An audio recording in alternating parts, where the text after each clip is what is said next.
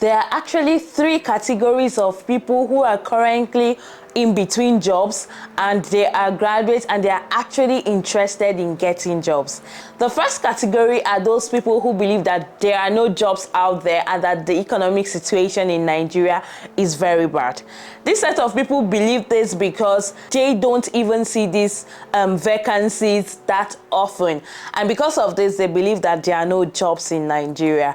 I will talk about this set of people in the next series of corporate life. The second category of people are those people that believe that there are jobs out there, but they are not qualified for the jobs, or the vacancies being put out there are just for formalities, so that these companies can actually say that they are recruiting. Either they feel like they are not qualified, or the vacancies are actually fake. And these people believe so because they never get invitations for interviews. And these are the set of people we will be talking about in this video. Now, the final category of people are those people who believe that their village people are after them, that they are suffering from the almost syndromes. Now, these are the people who actually see these jobs, apply for these jobs, get the interview, but never get the job.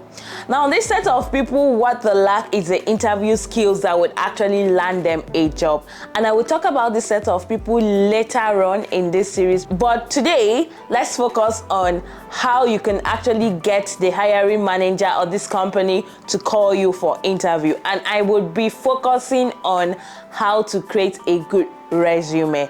If you want to find out what a good resume that would land you an interview looks like, stay to the end of this video.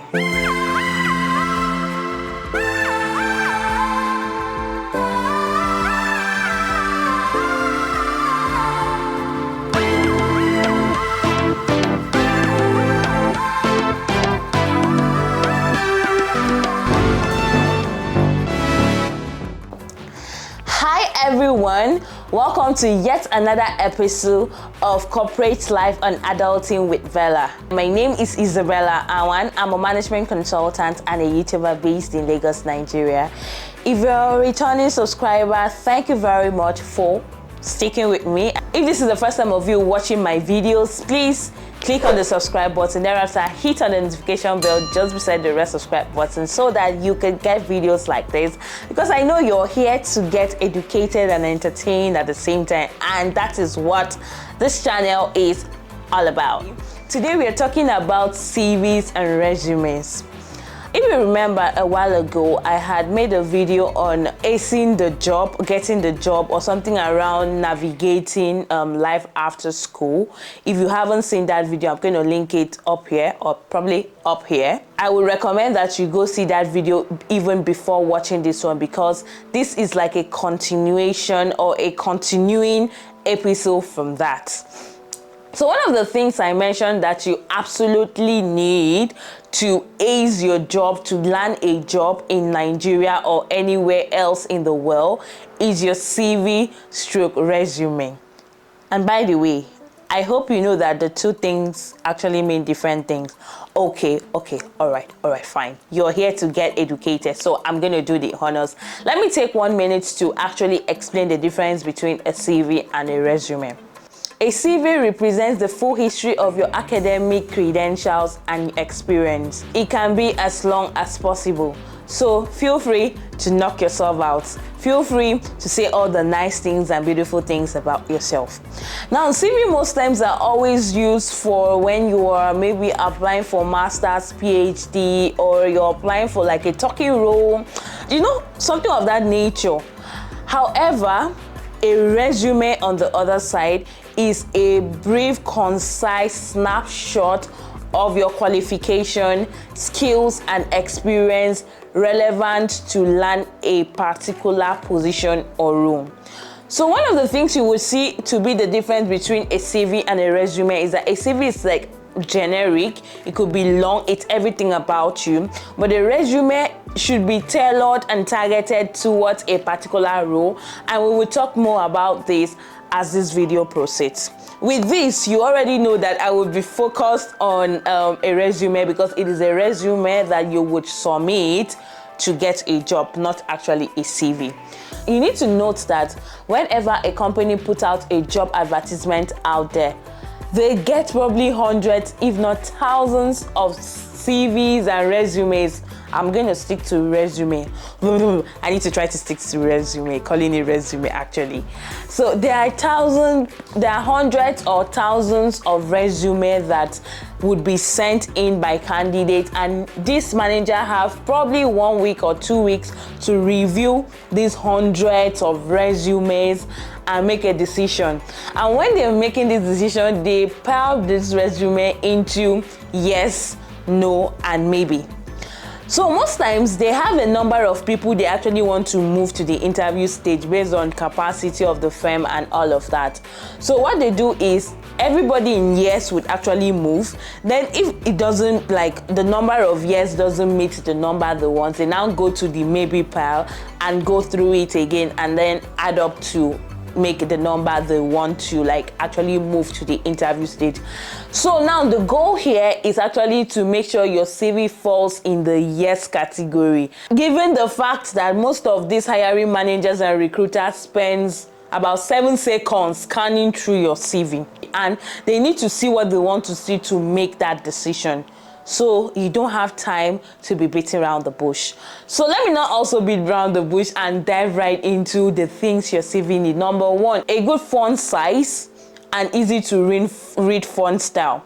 So about your font, immediately they open your PDF, like they open your CV, the first thing that screams at them is your font.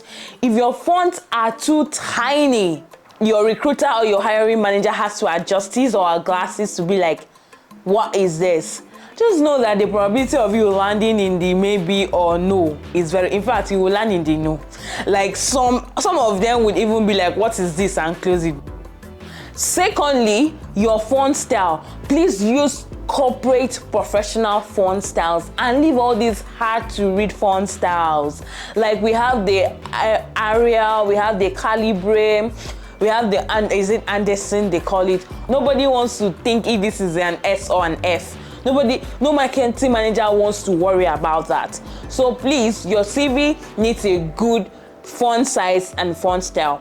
I would recommend you stick between 11 and 12. Now the second thing you actually need, or more like you don't need in your CV, is distracting designs.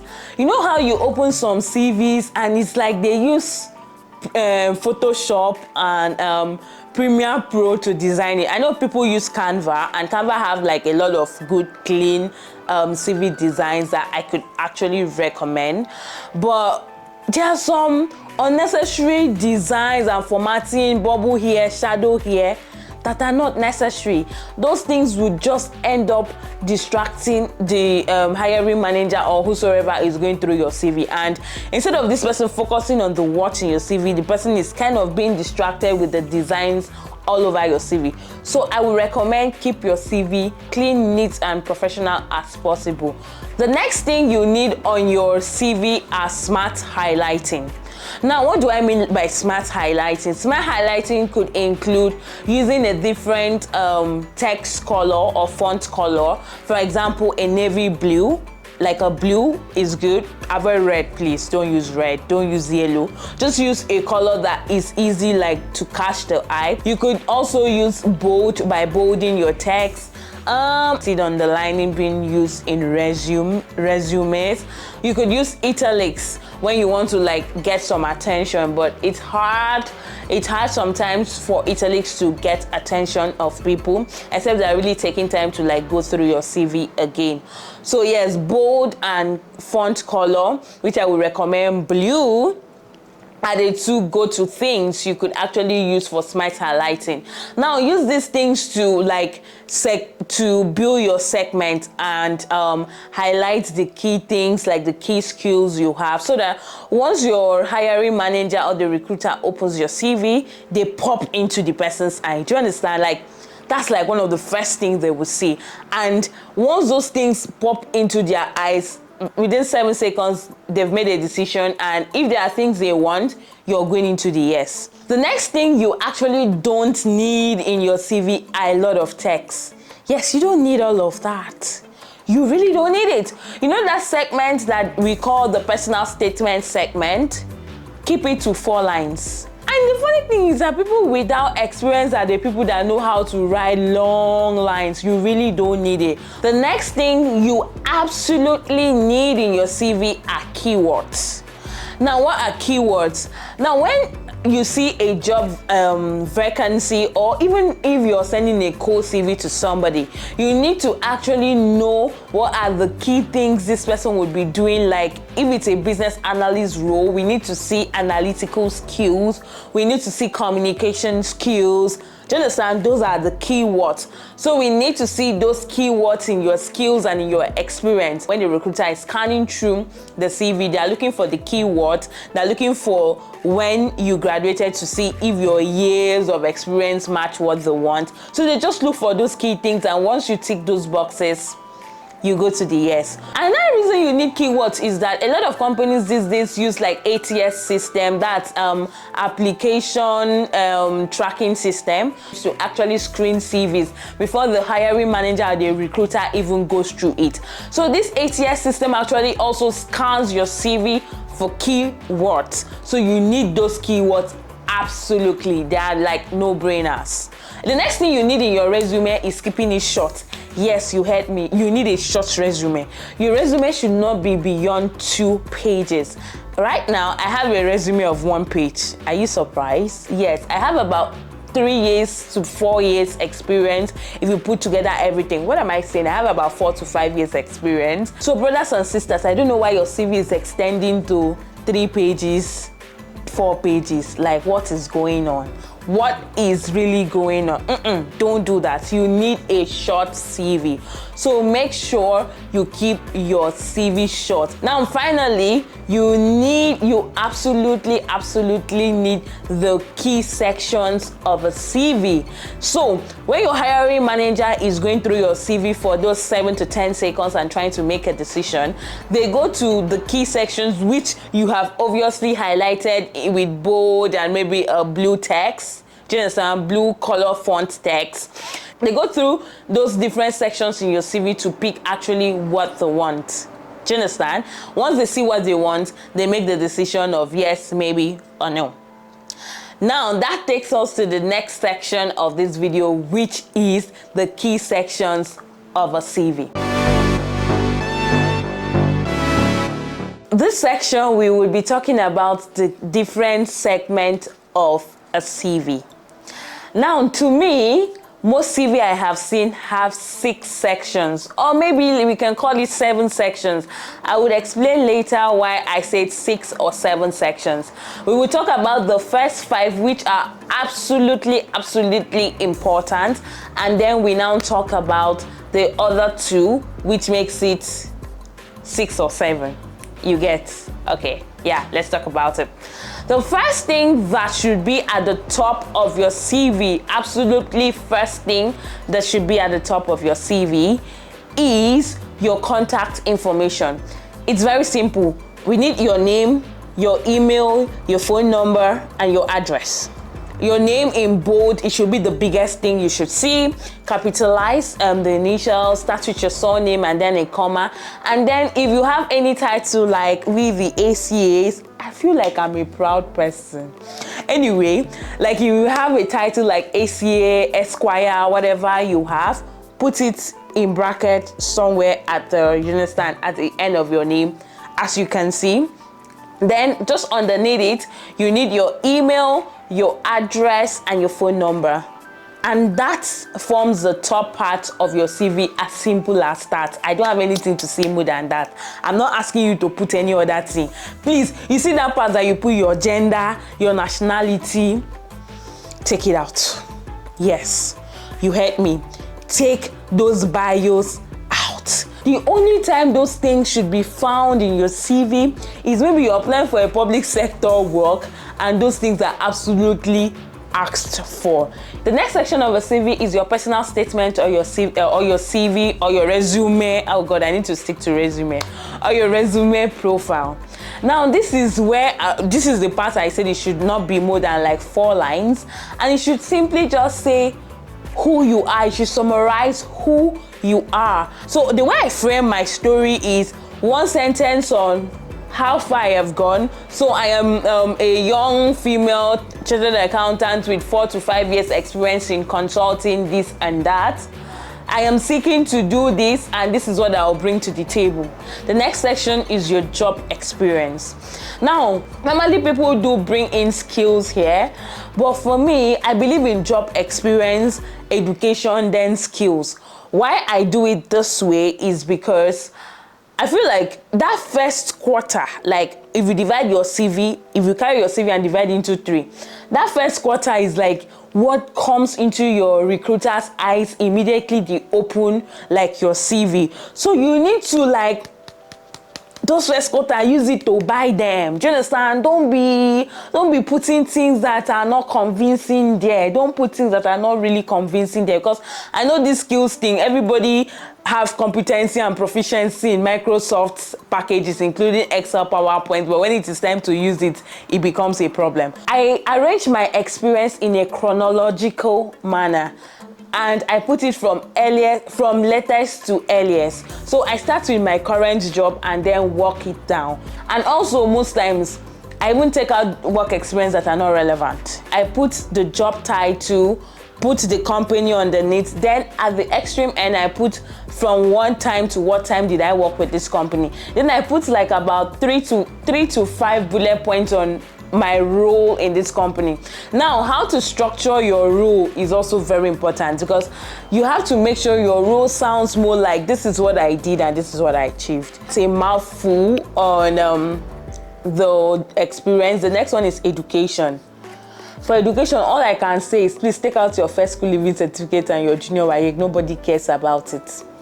If it is even possible for me, I even take out my SSCE. Most people don't care. For you to be in university, we know that you did SSCE. Like, a lot of people really don't care. Of course, except it is like government job and all of that. But if you have a master's, you have a BSc, I don't know why you're putting your SSCE. You could leave it there. It's not so bad. But the one I think you should absolutely take out is your first school leaving certificate. Please take it out. Take out your junior WAEC. Nobody cares about it. So how I write that is I write Bachelor of Science in social course like accounting. Then I put my university underneath, just like I did with my job experience, the year when I got this degree, and then the class of degree, maybe somewhere. Now, I would advise, if you didn't finish with a first class or a 2-1, please don't put your class of degree. Like, leave it blank. If you finish with like a 2-2, or maybe if you have mine, you can put a 2-2, it's okay. But if you didn't finish with a first class or a 2-1, I would advise you to just keep your class of degree out of it. From the latest to the earliest. So meaning if you have a PhD, your PhD comes first, your master's, and then your BSc. And now the next segment of your CV is absolutely your skills. And I think that's the 5th segment. Yes, your skills. Now, these skills is a bit tricky because everybody has proficiency in Microsoft packages. I don't understand it, but it is well and it is okay. What would actually support your skills most times is if you have certifications attached to it. Perfect.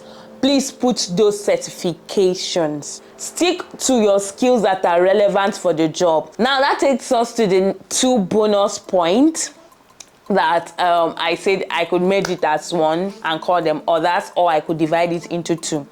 Now, the first one is additional certifications and awards. So, you were best graduating student in this, you won an award in this, you went for social competition and you won an award in this, you have some extra certification, I'm a chartered accountant, all of that. Now, the other part is referee, and what I always put in referee is would be provided upon request. I don't put anybody's name except the job application absolutely requested that I add a referee. I always don't put anybody's name. I just put referees or references would be provided upon request. Do you understand? And just leave it there. So those are like the two additional segments of a CV that you could actually add to your CV, and it's perfectly fine. So I'm going to end this video here, and I really hope that you have learned one or two things about what a good CV should look like. And from today, you're going to take time and tailor your CV to apply for every single job that you see. You're not going to send a generic CV anymore, so that your hiring manager and the recruiter would actually invite you for an interview. Till I see you next time on another episode. Bye for now.